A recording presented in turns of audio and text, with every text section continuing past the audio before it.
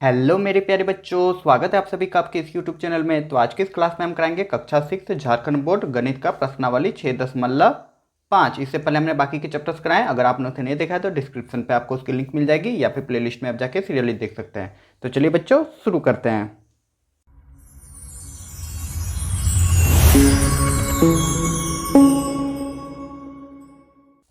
तो पहला number question है जोड़िए, ठीक ना। सिंपल था जोड़ है लेकिन दशमलव वाला जोड़ है। तो चलिए बनाते हैं इसको। पहला नंबर जोड़िए है 3.576 प्लस है 0.004 और 7.3। तो दशमलव वाले जोड़ में हम लोग को कुछ करना नहीं है, अरे बहुत कुछ करना है। दशमलव को एक सीधा में लिखना है, उसका लिख देना। देखो पहला नंबर क्या है, पहला संख्या क्या है 3.576 हमने लिख दिया। दूसरा क्या है 0.0, तो हम दशमलव को दशमलव के सीधा में लिखेंगे, उसका जो संख्या वो लिख देंगे। तो आगे क्या है 0 और पीछे क्या है 0.45 हमने लिख दिया। फिर दूसरा तीसरा जो लास्ट संख्या वो क्या है 7.3, तो हमको दशमलव के सीधा में लिखना है। तो इस साइड यहाँ पे इकाई के स्थान पे 7 है और दशांश के स्थान पे 3 है, तो इकाई के स्थान पे 7 वाला को 7 लिख देंगे और दशांश के स्थान पे 3 है तो 3 लिख देंगे। ठीक है, इस तरह हमको सेट करना है। दशमलव को एक सीधा में रख के सेट करना है, उसका संख्या जहाँ भी बैठ रहा है बैठा देना है। ठीक है, उसके बाद इसको जोड़ देना है। अब जोड़ दीजिए तो कितना हो जा रहा है 5 5 10, जो सिंपल जोड़ होता है 5 5 10 के 0, सॉरी 5 और 6 11 के 1, हाथ में रहा 1, 7 1 8, 8 और 4 कितना हो जाएगा 8 4 12 के 2, हाथ में रहा 1। ठीक है, 5 1 6, 6 3 9 और दशमलव दशमलव दशमलव का तो दशमलव हो जाएगा और 7 और 3 को जोड़ देंगे तो कितना आ जाएगा 7 8 9 10, तो हो जाएगा 10.921 और यही हो जाएगा आपका आंसर। उम्मीद करूंगा समझ गए होंगे। दशमलव वाला जोड़ कुछ नहीं करना है, दशमलव को एक सीधा में लिखना है। ठीक है, चलिए अब देखते हैं दूसरा नंबर क्वेश्चन। तो दूसरा नंबर क्वेश्चन आपका ये रहा है, इस बार 21.7, 21.7 है, फिर 17.3 है और फिर 42.05 है। तो सेम वैसे ही करेंगे। क्या ले, पहला है 21 तो हम लिख देंगे 21.7। ठीक है, उसका दूसरा संख्या 17 तो 17.3। देखो दशमलव दशमलव एक सीधा में हो गया, उसका 42.05 है तो हम लिख देंगे 42.05 हो गया।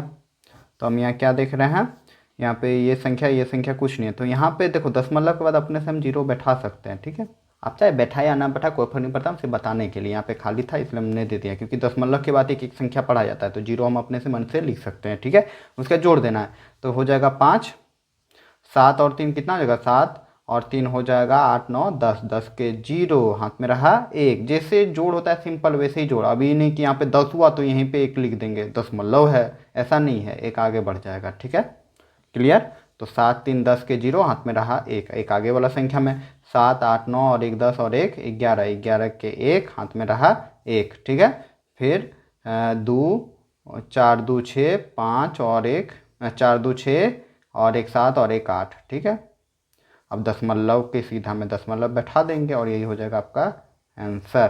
क्लियर बच्चों, चलिए देख लेते हैं नेक्स्ट क्वेश्चन। तो अगला क्वेश्चन है बच्चा कि 170.29, 20.11 और 15.70। ठीक है, तो इसको लिखना है तो वैसे लिख लेंगे।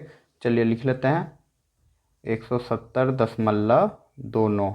ठीक है, यहाँ पे 20.11 तो हम 20 दशमलव को दशमलव के सीधा में लिख देंगे, इसके आगे 20 है तो 20 लिख देंगे, उसके बाद 1 1 है लिख दिए, उसके बाद क्या है 15 लिख देंगे, फिर 0.70। ठीक है, सेट हो गया। अब इसको सिंपली जोड़ दो। ठीक है, 9 1 10 के 0, हाथ में रहा क्या बच्चा 1।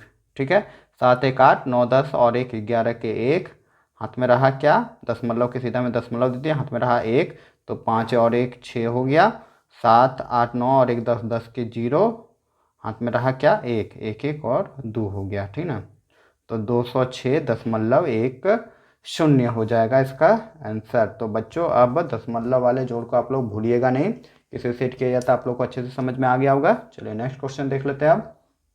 तो अगला क्वेश्चन है 275.6 प्लस 825.40 फिर 7.829। ठीक है, तो चलिए सेट करते हैं इसको। तो 275 है तो लिख देंगे 275 5.6, ठीक है।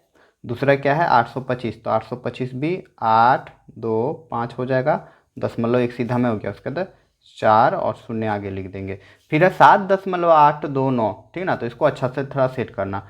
क्या है 7 है इकाई के स्थान पे, इकाई के स्थान पे यहाँ 5 5 था, तो इसी के नीचे हम लोग लिख देंगे 7 दशमलव क्या है 829, 9 आगे बढ़ जाएगा इसके, ठीक है।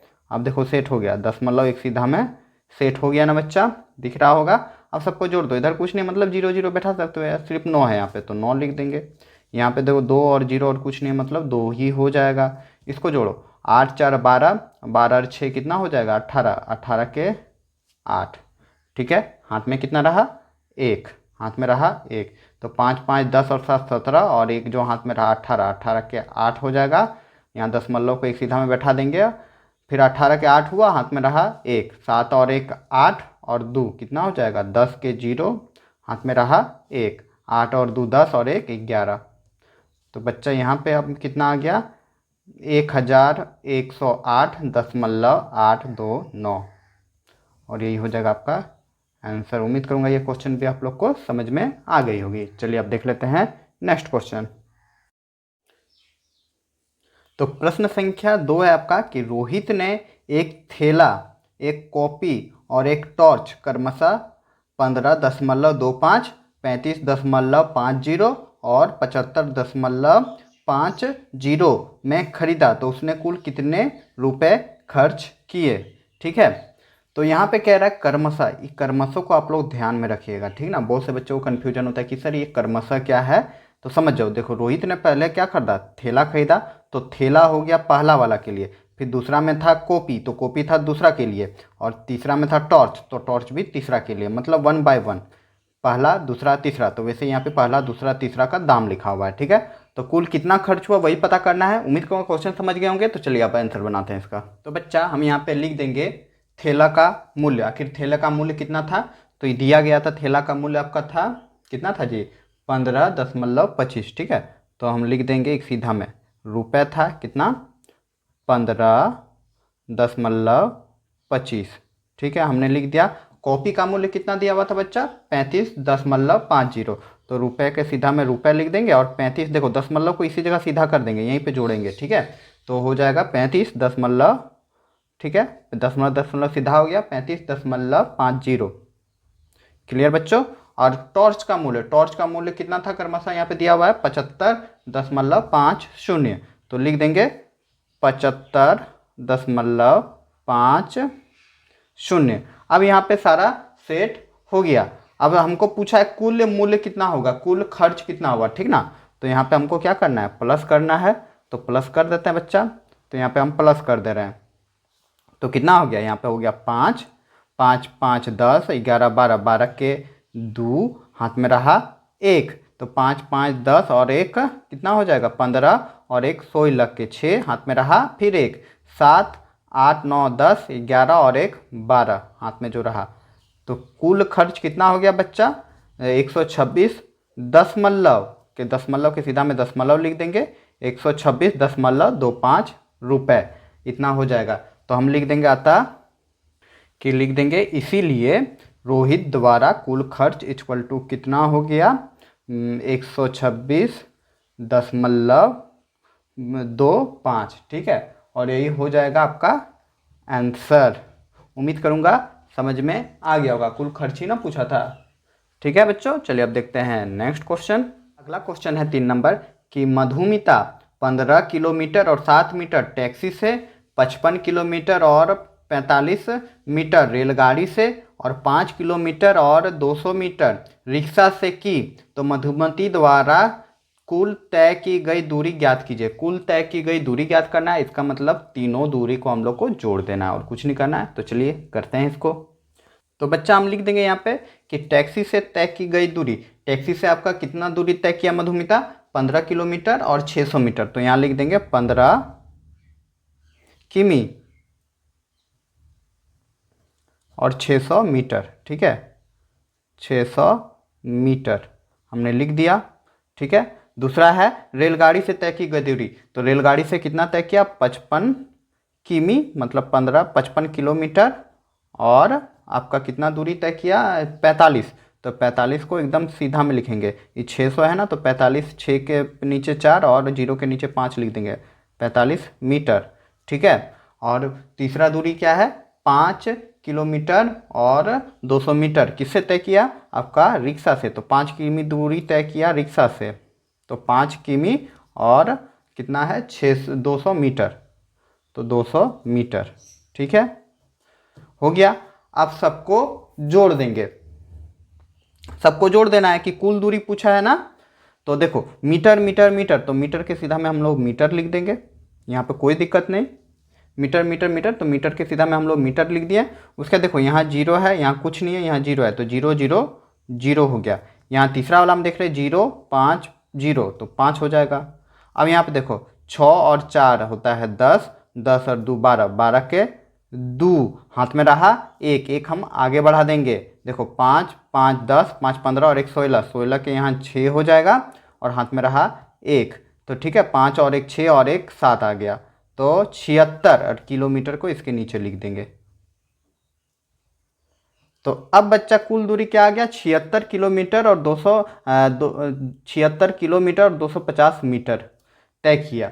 तो हम लिख देंगे अब कि कुल दूरी, ठीक है, कुल दूरी क्या हो गया,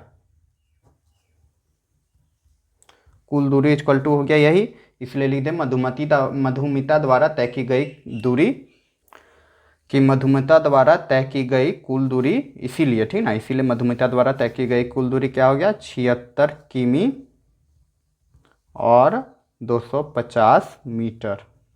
और ये हो जाएगा आपका आंसर। उम्मीद करूंगा ये क्वेश्चन भी आप लोग समझ गए होंगे।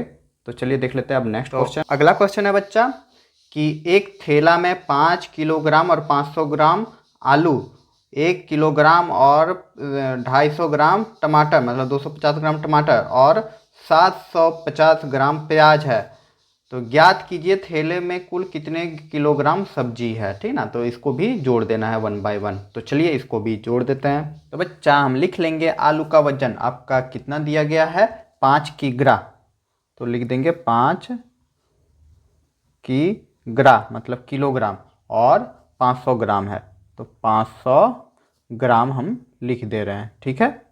अब देखेंगे टमाटर का वजन, टमाटर का वजन कितना है जी 1 किलोग्राम और 250 ग्राम, तो 1 केजी 1 किग्रा लिख देंगे। सबको ये देख लो किस तरह लिख रहे वो भी देख लो, 5 के सीधा में 5 1 लिखें और यहाँ 500 ग्राम है, तो आलू टमाटर का वजन कितना 250, तो 250 ग्राम। ठीक है। आप लोग हटिया करने जाते हैं ना मार्केट सब्जी लाने, तो वहाँ पे लेते ही होंगे। अब देखो यहाँ पे क्या है प्याज का वजन, प्याज का वजन कितना 750 ग्राम, तो 750 ग्राम है, किलोग्राम है ही नहीं, तो 750 ग्राम यहीं पे लिख देंगे, 750 ग्राम इसी के सीधा में लिख देंगे, ग्राम के सीधा में। तो अब बच्चा क्या करना है, अब हमको जोड़ना है, तो जोड़ दो जी, जोड़ दो। ठीक है, तो ग्राम ग्राम ग्राम ग्राम ग्राम आ गया, घर ना, ग्राम मतलब गांव, कहाँ ग्राम है आप लोग का, आप लोग कमेंट करके बताइए। ठीक है। तो देखो यहाँ पे 0 0 0, तो 0 हो जाएगा, 5 5 10 के 0 हाथ में रहा 1। ठीक है, 5 और 2 7 हुआ ना, 5 2 7 7 7 14, 14 और 1 15, 15 के 5 हाथ में रहा 1, 1 हम यहाँ ले जाएंगे, तो 5 और 1 6 और 1 7, 7 हो गया, और किलोग्राम के सीधा में किलोग्राम लिख देंगे। ठीक है, तो बच्चा कितना आ गया, इसलिए कुल वजन लिख देंगे। ठीक ना, इसीलिए कुल वजन कितना आ गया बच्चा, इक्वल टू हो गया 7 किलोग्राम और 500 ग्राम, और यही हो जाएगा आपका आंसर। उम्मीद करूंगा ये क्वेश्चन भी आप लोग को समझ में आ गया होगा। तो चलिए अब देख लेते हैं नेक्स्ट क्वेश्चन।